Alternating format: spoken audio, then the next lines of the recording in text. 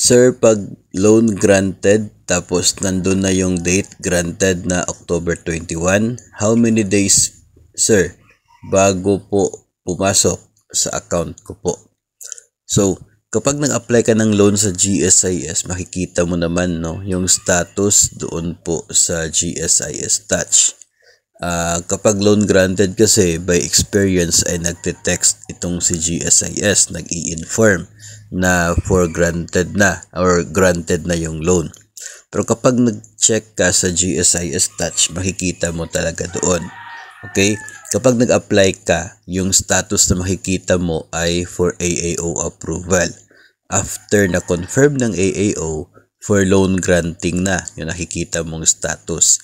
Ngayon, kapag nag-grant na ng GSIS, meaning to say approve na sa kanilang level, yung nakikita mo doon na status sa GSIS Touch ay in process for crediting of net proceeds.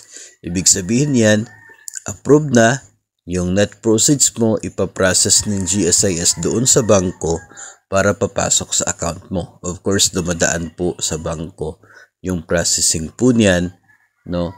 Kasi yung pera ng GSIS and nandoon po sa bank account din po nila.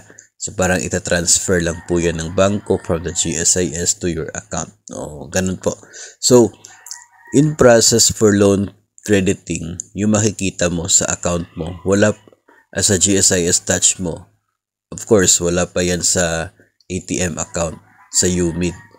Pero kapag nawala yung in process for loan crediting, no, yung status na ganun doon sa GSIS Touch, kapag nawala yan, ibig sabihin yung net proceeds tapos na sa pag-process at nasa UMID account mo na. So, pwede mo na siyang puntahan sa pinakamalapit na ATM machine or ATM tapos mag-withdraw ka doon. Kasi nasa UMID mo na kapag mawala yung in process. Yung whole process po niyan, as per GSIS, kapag granted na, maximum of 3 working days, no, papasok sa account mo. Maximum po yung 3 working days.